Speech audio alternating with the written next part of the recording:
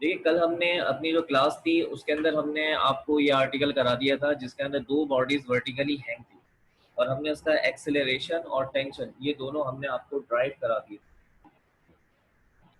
Tension और acceleration ये हमने दोनों आपको ड्राइव करा दिए थे।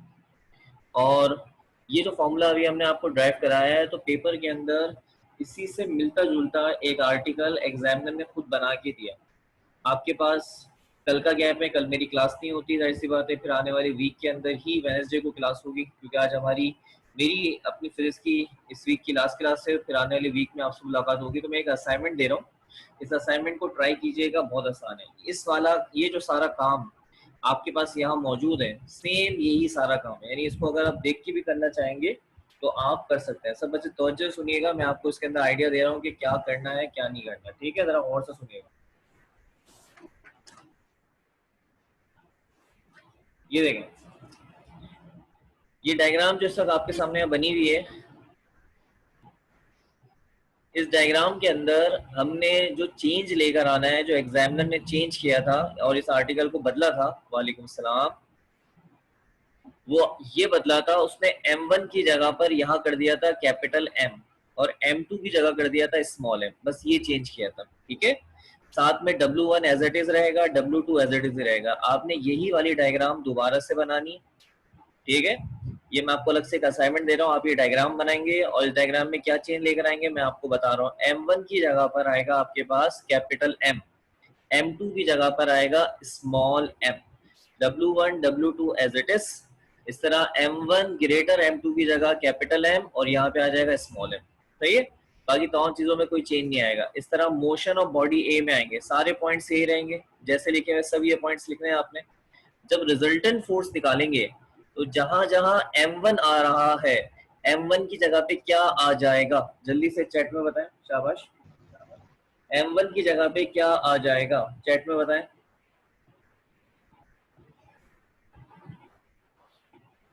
शमसा दोबारा से जवाब दीजिए, गलत जवाब दिया आपने। फैजान आपने गलत जवाब दिया है।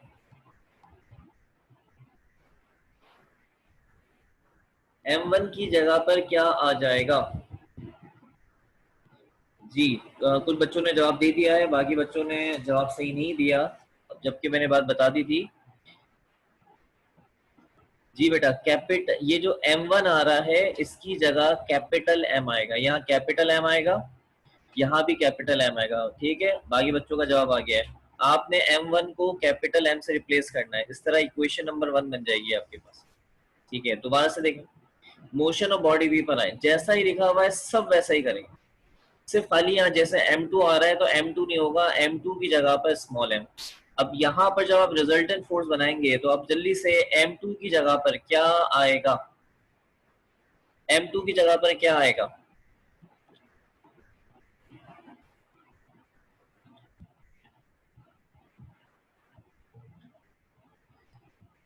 जी शमसा बेटा, आप फिर दोबारा गलत जवाब दे रही हैं। सिर्फ कैपिटल M आएगा, उसके साथ 1 2 नहीं लगेगा, 1 2 नहीं लगेगा बेटा, सिर्फ कैपिटल M आएगा, ठीक है? 1 2 नहीं लगेगा उसके। ओके बच्चों, नहीं अलीजा गलत जवाब दे रही हैं आप बेटा। अगर पहले वाले का जवाब है ये तो सही है, मैं दूसरे वाले सवाल का पूछ रहा हूँ अलीजा। पहले वाले में कैपिटल M आएगा, दूसरे वाले में कैपिटल M नहीं आएगा। दूसरे वाले में क्या आएगा वो बता दीजिए। यहाँ पर M2 की जगह पर क्या आ जाएगा, शाबाश, स्मॉल m आ जाएगा। अच्छा, अब आपने क्या करना है, ओके जवाब सही है। जिस तरह से सारा काम हुआ है ना, बिल्कुल एज इट इज देखते हुए कीजिएगा, एज इट इज देखते हुए कीजिएगा सारा काम। बस M1 की जगह कैपिटल M रखिएगा, M2 की जगह स्मॉल m, खुद ब खुद ये सारा काम होता रहेगा और ये फॉर्मूला बन जाएगा। तो जब ये फॉर्मूला बनेगा तो ये फॉर्मूला अब की बात M1 M2 से नहीं बनेगा, ये फॉर्मूला जो बनेगा वो कुछ इस तरीके से बनेगा, capital M minus small m,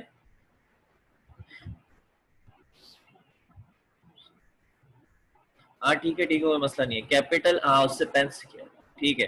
capital M minus small m और नीचे आएगा capital M plus small m, यानी M1 M2 की जगह पर कैपिटल M और M2 की जगह पे स्मॉल m आएगा। तो ये एक्सेलरेशन का फॉर्मूला आपका बन जाएगा, ठीक है, यहाँ तक सब समझ में आ रहा है? ओके करें, कर लेंगे यहाँ तक आसानी से? ओके कर दें, यहाँ तक सब आसानी से कर लेंगे? अच्छा, अब जो मैंने आपको सिखाया है जरा उसके हिसाब से यहाँ पे जरा कुछ बातें सीख लें मुझसे। ये जो मैंने बातें आपको बताई हैं ये सब एक एक्स्ट्रा केस है जो कि पेपर में डिस्कस हुआ है। M1 की जगह पर स्मॉल m, M1 की जगह पे कैपिटल M, सॉरी मुझसे भी गलती हुई, M2 की जगह पर स्मॉल m, ठीक है। इक्वेशन 1 जो बनेगी वो बन जाएगी आपके पास M1 capital A mg minus t, ये आपकी इक्वेशन 1 है। ये मैंने आपकी सहूलत के लिए जवाब डायरेक्ट लिख दिया ताकि जब आप काम करें तो आपको मसला पेश ना आए। इक्वेशन नंबर 2 जो बनेगी वो बनेगी small m a e minus small m g. ये सारा काम जो भी पीछे था ये वही है, मैं खाली कैपिटल एम की M1 की जगह पे कैपिटल M लिख रहा हूँ और M2 की जगह पर स्मॉल m लिख रहा हूँ। इसके बाद इनको जब ऐड करेंगे और एक्सेलरेशन का फॉर्मूला बनेगा तो वो कुछ इस तरह बनेगा, capital M minus small m g divided by capital M plus small m, ये एक्सेलरेशन का फॉर्मूला बनेगा। अच्छा, इस आर्टिकल में टेंशन का फॉर्मूला नहीं बनाना, लेकिन अगर कोई बच्चा खुद अपने लिए टेंशन का फॉर्मूला बनाना चाहे तो बना सकता है, और M1 की जगह वही कैपिटल M होगा और M2 की जगह स्मॉल m होगा। अब जरा असल कहानी सुने जिसके अंदर एग्जामिनर ने थोड़ा सा इस सवाल को घुमाया। एग्जामिनर ने ये बोला कि अगर आप कैपिटल M को हटाकर, तवज्जो सुनिएगा क्योंकि ये मैं नहीं कर सकता, ये आपने ही करना है, क्योंकि अगर हर चीज मैं ट्राई करके दूंगा तो आप थोड़ा सा अपने कॉन्फिडेंस को बेहतर नहीं कर पाएंगे। कैपिटल M को आपने किससे रिप्लेस करना है? 3M से, यानी जहां जहां कैपिटल M आ रहा है मैंने टिक कर दिया, ये रहा एक्सेलरेशन के फॉर्मूले में, एक्सेलरेशन के फॉर्मूले में, सही है। जहां जहां कैपिटल M आ रहा है वो थोड़ा सा अभी साफ हो जाएगा तो फिक्र नहीं करो।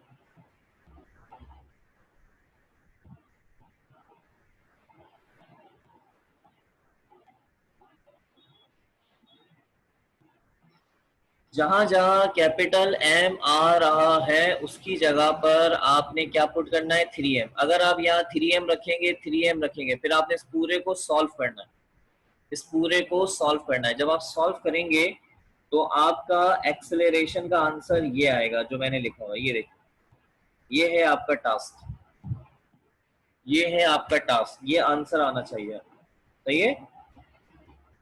दोबारा सुन लीजिए, आपने पिछला वाला जो केस मैंने पढ़ाया था उसकी डायग्राम बनानी है। M1 को कैपिटल M, M2 को स्मॉल m से रिप्लेस करना है। इक्वेशन 1 इस तरह की बनेगी, इक्वेशन 2 इस तरह की बनेगी, एक्सेलरेशन निकलेगा।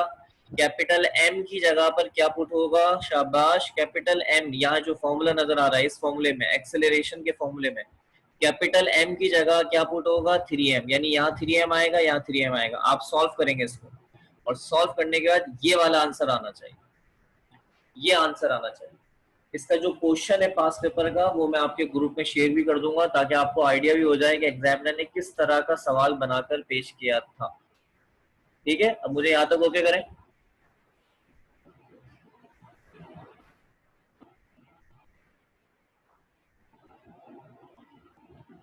यहाँ तक ओके करें जल्दी से, शाबाश,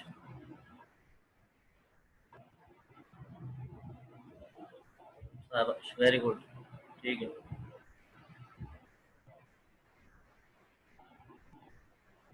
अली, क्या समझ में नहीं आया?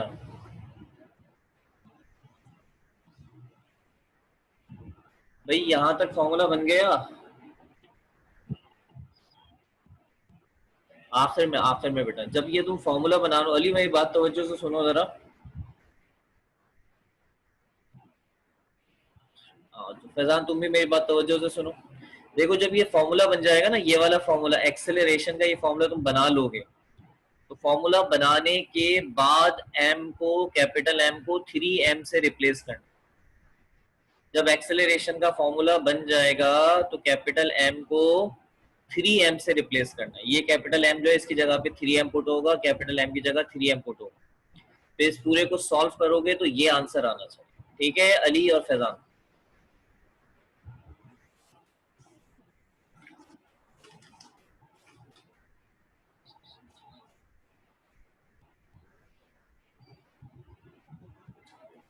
बेटा वीडियो अपनी जो मीटिंग है उसको लीव करके दोबारा ज्वाइन करें, आपके नेट में प्रॉब्लम आ रहा होगा, ठीक है। वीडियो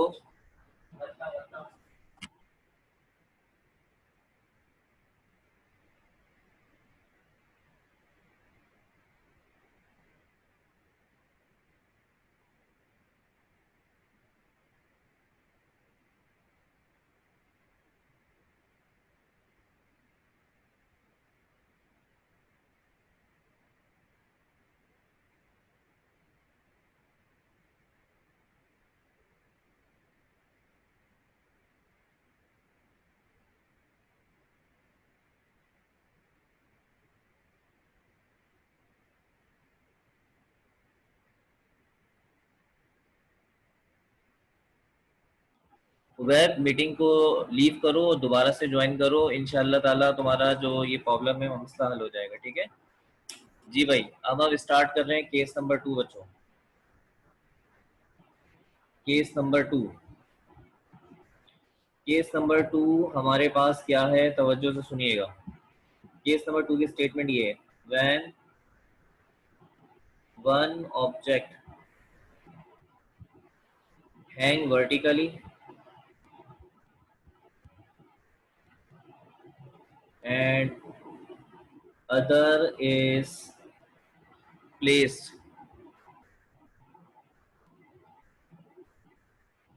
on a smooth में डबल हो, स्मूथ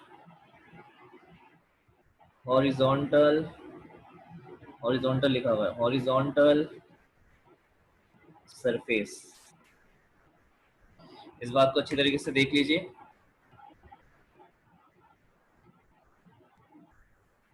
जी, जो केस नंबर 2 है हमारे पास, केस नंबर 2 के अंदर एक ऑब्जेक्ट वर्टिकली हैंग है, जबकि दूसरा जो ऑब्जेक्ट है वो एक स्मूथ हॉरिजॉन्टल सरफेस पे रखा हुआ है, ठीक है। हॉरिजॉन्टल सरफेस किसे कहते हैं?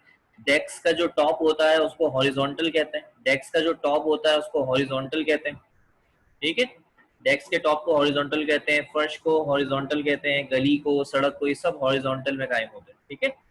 लेकिन ये जो लफ्ज स्मूथ है, इसके क्या मायने हैं? स्मूथ के लफ्जी मायने होते हैं बेटा फ्रिक्शन लेस, यानी एक ऐसी सरफेस जिसमें फ्रिक्शन ना हो। बच्चों आपने मैट्रिक क्लास में पढ़ा होगा, ये जो फ्रिक्शन होती है ये मोशन को रेजिस्ट करती है, मोशन को रोकती है, ठीक। अगर मैं कोई किताब एक डेस्क के टॉप पे रखूंगा तो बेटा वो किताब डेस्क के टॉप पे रहेगी, फिसलेगी नहीं। उसका रीजन क्या है? उसका रीजन है वहां फ्रिक्शन मौजूद होती है और उस फ्रिक्शन की वजह से वो किताब कभी ना फिसलेगी। लेकिन आप ये बात अच्छी तरह ध्यान में बिठाएं कि फर्ज कर लें कि अगर डेस्क के टॉप पर बेटा फ्रिक्शन सिरे से हो ही नहीं और आप वहां पे किताब रखेंगे तो किताब वहां टिकेगी नहीं, बल्कि क्या हो जाएगी? फिसल जाएगी, ठीक है। हमारी इस दुनिया में फ्रिक्शन लेस सरफेस एग्जिस्ट नहीं करती, लेकिन जो नियरेस्ट सरफेस होती है वो अवेलेबल है, यानी ऐसी सरफेस जिसमें फ्रिक्शन ना हो, यानी थोड़ी बहुत तो हर जगह मौजूद होती है, ठीक है। तो हम यहाँ पे जो स्मूथ हॉरिजॉन्टल सरफेस फर्ज करेंगे कि जो सरफेस है वो स्मूथ है। स्मूथ से मुराद उसमें फ्रिक्शन मौजूद नहीं है, ठीक है। यहाँ तक ओके करें। अब मैं एक डायग्राम बना रहा हूँ जिसमें जो मैंने बात बताई है वो समझाने की डायग्राम के जरिए कोशिश करूँ। यहाँ तक ओके करें, शाबाश।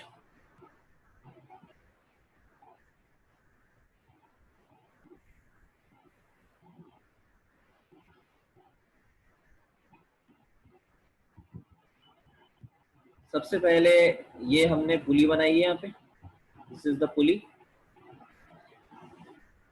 डोरी लेंगे, सब बच्चे तवज्जो सुनेंगे, डोरी लेंगे, डोरी के साथ एक ऑब्जेक्ट को टाई करेंगे। ये रहा एक ऑब्जेक्ट, ये ऑब्जेक्ट थोड़ा छोटा बनाना है। ये ऑब्जेक्ट हमने बना लिया। इस ऑब्जेक्ट का नाम है ए, इसका मास है m1, इसका जो वेट है वो है W1। वेट हमेशा सेंटर से नीचे आता है, ठीक है। और वेट के अपोजिट डोरी में एक फोर्स बनेगी, उस फोर्स का नाम है टेंशन। एक ऑब्जेक्ट है जिसको हमने डोरी के एक कोने से बांधा है, सब बच्चे अच्छी तरह से देख लें। एक डोरी ली है और डोरी के सिरे से एक ऑब्जेक्ट को बांधा है। इस ऑब्जेक्ट का जो वेट है W1 वो इसके सेंटर से नीचे आएगा, सेंटर से। और इस ऑब्जेक्ट का नाम ए है और इसका मास जो है वो है m1। ये डोरी इस पुली के ऊपर से गुजरेगी मेरे बच्चों, और यहाँ पर एक ऑब्जेक्ट और मौजूद है, ये देखेंगे ये रहा ऑब्जेक्ट, ये दूसरा ऑब्जेक्ट। ये हमने डोरी का दूसरा सिरा एक और ऑब्जेक्ट से जोड़ा है। ये जो दूसरा ऑब्जेक्ट है इसका नाम है बी, इसका मास है m2, बहुत छोटा करके लिखा है लेकिन नजर आ रहा होगा। इसका नाम है बी, इसका मास है m2। तवज्जो से सुनिएगा, इसका जो वेट है, वेट वो सरफेस के साथ ऐसे करके नीचे आ रहा है। ये इसका वेट है W2, इसका वेट है W2। जब भी कोई ऑब्जेक्ट सरफेस पे रखा होता है तो याद रखें सरफेस भी उस ऑब्जेक्ट के ऊपर एक फोर्स लगाती है। अगर वेट नीचे है तो सरफेस जो फोर्स लगाती है वो ऊपर लगाती है, इसको हम कहते हैं नॉर्मल रिएक्शन। ठीक है बच्चों, याद रखिए जब हम कुर्सी पे बैठते हैं तो हमारा वजन कुर्सी को प्रेस करता है।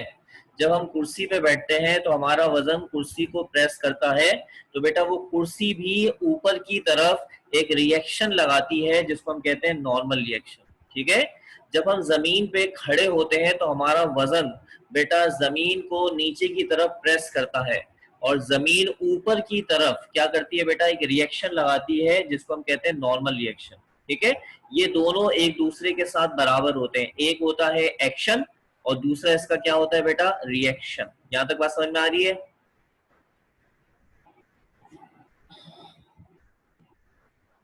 ओके ओके कर दें।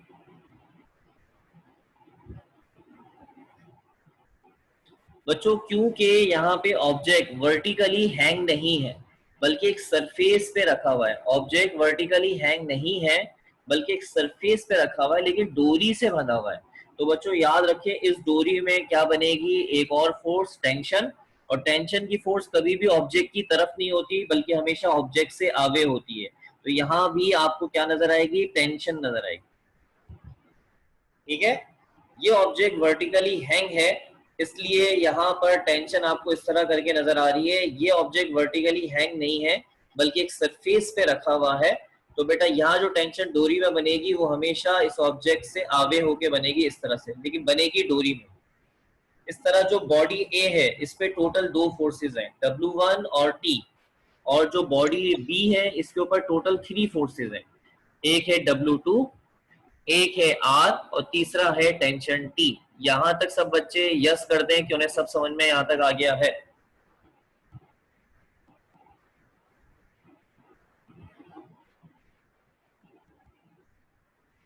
शाबाश, वेरी गुड। बाकी सब बच्चे, सारे स्टूडेंट जल्दी से,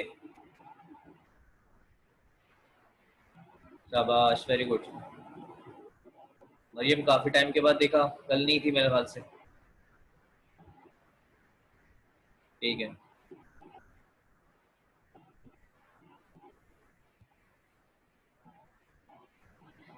अच्छा भाई। अब ये वाला ऑब्जेक्ट एक स्मूथ हॉरिजॉन्टल सरफेस पे रखा हुआ है। ये वाला ऑब्जेक्ट एक स्मूथ हॉरिजॉन्टल सरफेस पे रखा हुआ है। अगर ये ऑब्जेक्ट एक स्मूथ हॉरिजॉन्टल सरफेस पे रखा हुआ है तो ये फिसलेगा, और जब ये फिसलेगा तो इसके फिसलने का असर इस ऑब्जेक्ट पे भी पड़ेगा, और ये ऑब्जेक्ट क्या होगा बेटा, नीचे की तरफ मूव करेगा। और अगर ये ऑब्जेक्ट नीचे की तरफ ऐसे मूव करेगा तो इसकी वेलोसिटी चेंज होगी, और इसमें क्या पैदा होगा, एक्सेलरेशन। और बिल्कुल उसी वक्त ये वाला ऑब्जेक्ट जब ये नीचे जा रहा होगा तो उसी वक्त ये वाला ऑब्जेक्ट फिसलता हुआ किसकी तरफ जाएगा, पुली की तरफ जाएगा। और इस ऑब्जेक्ट में भी क्या बन जाएगा, शाबाश, वही एक्सेलरेशन ए बनेगा जो इस ऑब्जेक्ट में बने।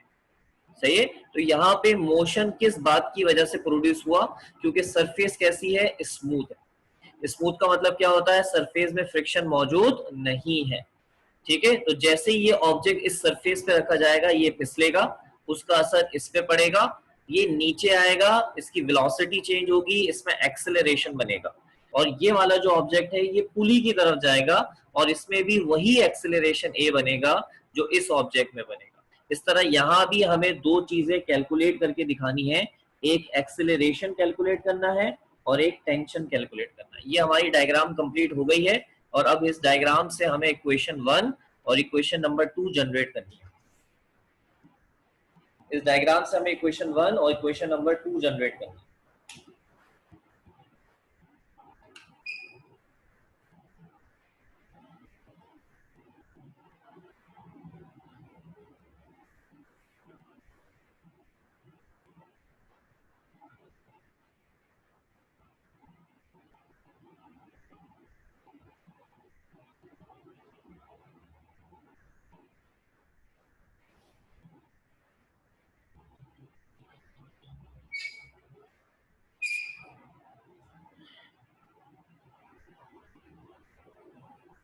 बच्चों जैसा कि आप देख रहे हैं कि दोनों जो ऑब्जेक्ट हैं ये अलग अलग तरह का मोशन कर रहे हैं, ये जा रहा है नीचे और ये जा रहा है पुली की तरफ, इसलिए हम इन दोनों को अलग अलग करके पढ़ेंगे। तो मैंने सबसे पहले हेडिंग बना ली है motion of body A. Motion of body A. आपकी सहूलत के लिए मैं बॉडी ए यहाँ बनाकर दिखा रहा हूँ, आपको ये डायग्राम बनाने की ज़रूरत नहीं है एग्जाम में स्पेशली, ठीक है। ये बॉडी ए है जिसका मास m1 है। इस बॉडी पर दो फोर्सेस लग रही हैं, एक W1 है, दूसरी फोर्स कौन सी है, टेंशन T। और ये बॉडी कहाँ मूव कर रही है, नीचे की तरफ मूव कर रही है। अब मैंने अपने प्रीवियस केस के अंदर मोशन ऑफ बॉडी ए जो पढ़ाया था एज इट इज ये वही वाला, यानी जो बच्चे पिछले लेक्चर्स में मौजूद थे, पिछले वीक के लेक्चर्स में मौजूद थे, उन्हें मोशन ऑफ बॉडी ए याद आ जाएगा। मैंने ये वाला motion of body A discuss कराया था। देखिए इत्तेफाक से यहाँ पीछे सफ़े पे ही हुआ है, ये देखिए सेम वही है। और से देखिए जो बच्चे प्रीवियस लेक्चर्स में नहीं थे, उन्होंने हमें ज्वाइन नहीं करा हुआ था, वो ये देख लें। तो ये सारी बातें आपके पास मौजूद हैं, ये सारी बातें आपके पास मौजूद हैं, इसलिए मैं इन सारी बातों को यहाँ कॉपी नहीं करूंगा, बस डायरेक्ट इक्वेशन नंबर 1 बना के लिख दूंगा, क्योंकि मोशन ऑफ बॉडी है मैं पहले पढ़ा चुका हूँ। जो बच्चे लास्ट टाइम नहीं थे वो ज़रा प्लीज़ सुन लें, और अगर डिटेल से सुनना चाहेंगे तो इसके लेक्चर जब मैं अपलोड करूंगा तो इंशाल्लाह वहां से देख सकते हैं, ठीक है। ज़रा और से देख लीजिएगा।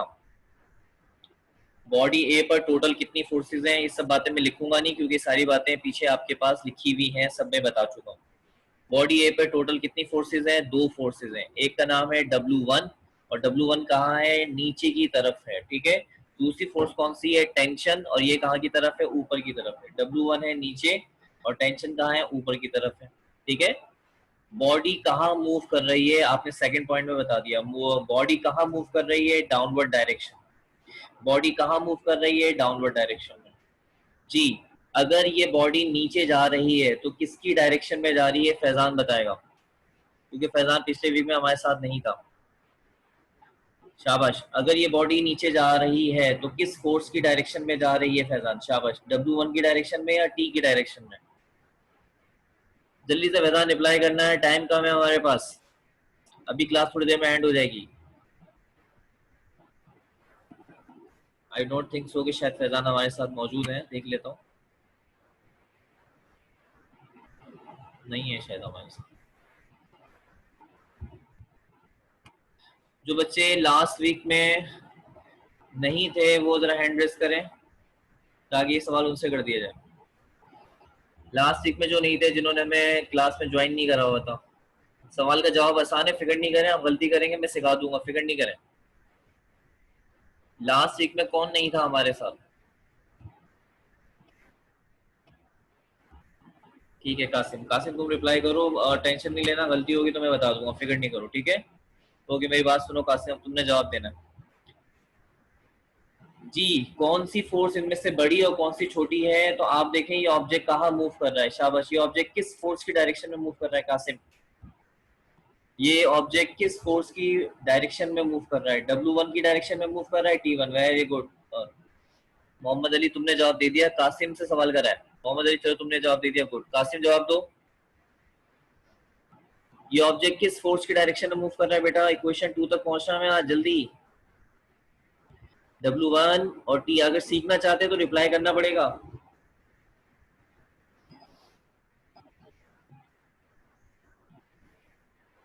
लगता है कासिम हमारे साथ नहीं है शायद। कासिम आपको मेरी आवाज नहीं आ रही लग रहा है। अच्छा भाई, बाकी बच्चे रिप्लाई कर रहे हैं लेकिन कासिम तुम ही रिप्लाई नहीं कर रहे। अच्छा चले। अच्छा भाई, ये स्टूडेंट शायद हमारे साथ अभी मौजूद नहीं है।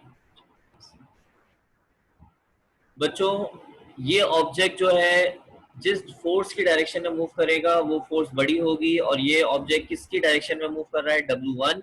ये मैंने लास्ट लेक्चर में बता दिया था। सो W1 is greater and T is less, ठीक है। W1 बड़ा है और T छोटा है। तो रिजल्टेंट फोर्स कैसे निकालेंगे, मैंने आपको सिखाया था। बड़ी फोर्स में से छोटी फोर्स को माइनस करेंगे, बड़ी फोर्स में से छोटी फोर्स को माइनस करेंगे। रिजल्टेंट फोर्स को हम किस में खोल देंगे बेटा, M1A, क्योंकि बॉडी A का मास M1 है। W1 को खोल देंगे M1G, और टेंशन T यहाँ पर आ जाएगा। अब मैं यही चीज देखें यहाँ पे कर रहा हूँ, यहाँ मैं सारे पॉइंट्स नहीं लिखूंगा बट डायरेक्ट रिजल्टेंट फोर्स निकाल के लिखूंगा। सारे पॉइंट्स आपके पास मौजूद है। Resultant force is equal to W1 minus T, क्योंकि W1 बड़ा और T छोटा है। रिजल्टेंट फोर्स को खोलेंगे M1A और W1 को खोलेंगे M1G माइनस का T। This is your equation number 1। यहाँ तक ओके कर दें जल्दी से। आज हमें लाजमी इक्वेशन 2 तक पहुंचना है। ओके कर दें जल्दी, सब बच्चे ओके कर दें चैट में। सब बच्चे जितने भी हैं क्लास में सब ओके करें। ये वही है, पिछले वीक का ही लेक्चर है, इसमें नई कोई चीज नहीं है।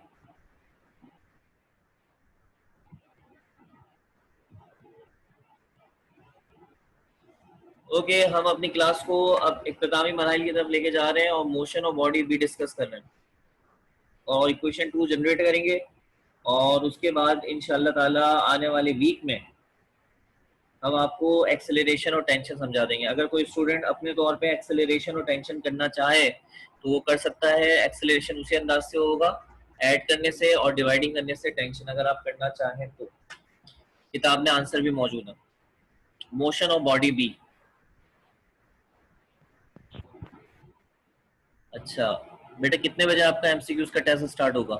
तो पेपर होने वाला है। अली सवाल समझ में नहीं आया। अच्छा मोशन और बॉडी भी मुझे डिस्कस करने तो फिर मैं तुम्हारी बात का जवाब देता हूँ। बेटा ये बॉडी बी है आपके सामने, गौर से देखें।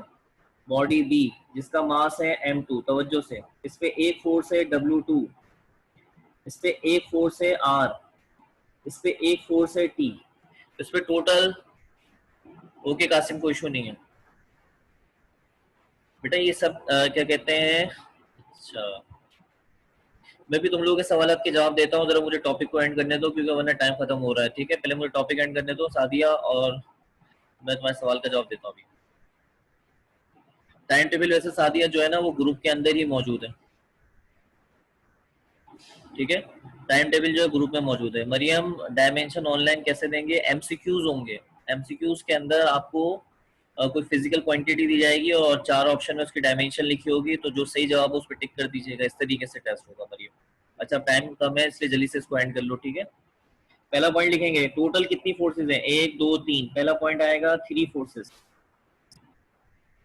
3 फोर्सेज यहाँ मौजूद हैं। ठीक है उन 3 फोर्सेस के अंदर कौन कौन है हमारे पास? R है, T है और W2 है। R, T और W2 ये 3 टोटल फोर्सेस हमारे पास यहाँ मौजूद हैं। एक R है, एक T है और तीसरा जो है वो W2 है। टोटल ये 3 फोर्सेस है हमारे पास। दूसरा पॉइंट बच्चों इनमें से कौन सी फोर्स बड़ी कौन सी छोटी है, इन फोर्सेस के क्या मामला है? जल्दी देखिएगा टाइम एंड हो रहा है। तो सबसे पहली बात है कि W2 एक्शन है, ठीक है, और R जो है ये उसका रिएक्शन है। और एक्शन और रिएक्शन एक दूसरे को कैंसिल कर देते हैं।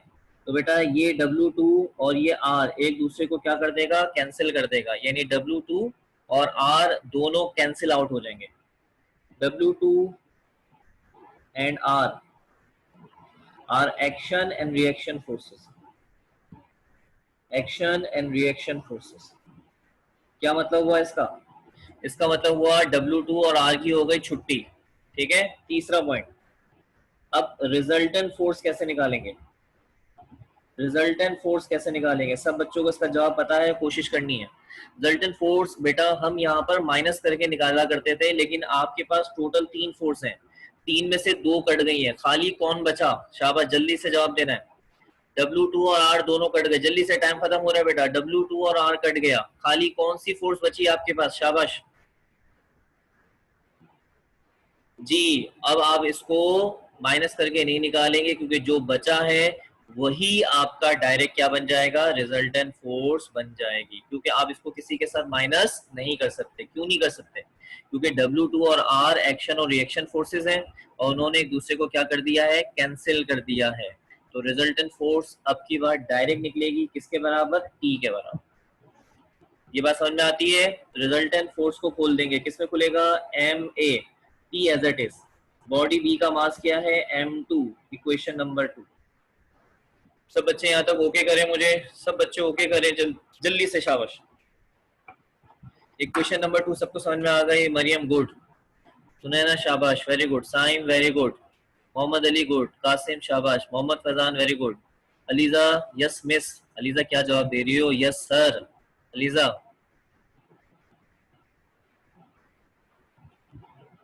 ठीक है हो गया बच्चों, फिर मुलाकात होती है आने, कोई बात नहीं बेटा लीजा, कोई बात नहीं, आने वाले वीक में इंशाल्लाह मुलाकात होती है 14 अगस्त की। आप सबको मेरी तरफ से बहुत ज़्यादा दिल की गहराई से मुबारकबाद। अल्लाह ताला से दुआ हो है हमारे मुल्क पाकिस्तान को पुरअमन बनाए, खुशहाल बनाए और इसे दुश्मनों की बुरी नज़रों से बचाए और हम सबको मिलकर पाकिस्तान की तरक्की के लिए दिन रात काम करने की तौफीक अता फरमाए। अपने अपने घर वालों का ख्याल रखिएगा बहुत ज़्यादा।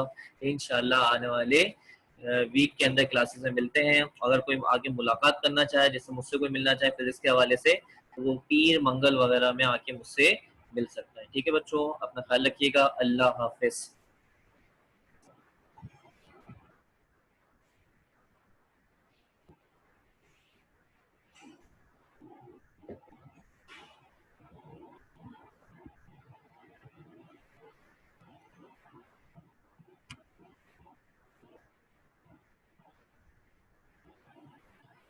सादिया मैं सैटरडे को नहीं बल्कि मैं 3 दिन ही कॉलेज में होता हूँ। मैंने बताया था अभी फिलहाल जब तक ये ऑनलाइन चल रही है, फिर इसके बाद 4 दिन होगा पीर मंगल बुध। पीर मंगल बुध में बेटा मैं 10 बजे से लेकर 1 बजे तक कॉलेज में होता हूँ। यानी आप 10 से लेकर 1 बजे तक में आएंगे तो आपकी मुझसे मुलाकात हो जाएगी। लेकिन 10:30 से 11:15 तक मेरी क्लास चल रही होती है। शुरू के 2 दिन में सेकेंड ईयर चल रही होती है, आखिर के 2 दिन में फर्स्ट ईयर चल रही होती है। ठीक है भलिया, जो टाइम टेबल है बेटा, वो टेस्ट का टाइम टेबल आपके व्हाट्सएप के ग्रुप में शेयर हुआ हुआ है। व्हाट्सएप में जो जो कॉलेज की तरफ से डॉक्यूमेंट शेयर होते हैं तो वो आप जो है उन्हें देख सकते हैं। बेटा मैं आज यहाँ कॉलेज में आया हूँ, लेकिन आज आप अगर मुझसे मिलने आएंगी तो हमारी मुलाकात नहीं हो पाएगी, क्योंकि हम कॉलेज के अंदर कुछ एक्स्ट्रा कुछ अभी वर्क कर रहे हैं जिसके अंदर सारे टीचर यहाँ पे बिजी हैं, तो सही से मुलाकात नहीं हो पाएगी, बात नहीं हो पाएगी। ठीक है, अगर आप थोड़ी देर के लिए बस खाली मुलाकात के लिए आना चाहते हैं तो हल्की फुल्की मुलाकात हो जाएगी। लेकिन अगर डिटेल में कोई चीज़ डिस्कस करने के लिए आएंगी तो हमारी मुलाकात नहीं हो पाएगी, क्योंकि यहाँ हमें कॉलेज में कुछ काम जरा अभी निपटाना है, तो उसके अंदर अभी हम सारे टीचर्स यहाँ बिजी होंगे। ठीक है बच्चों, अल्लाह हाफिज। और अगर कोई सवाल हो तो व्हाट्सएप पे कीजिएगा मुझसे। ओके बेटा, खुदा हाफिज।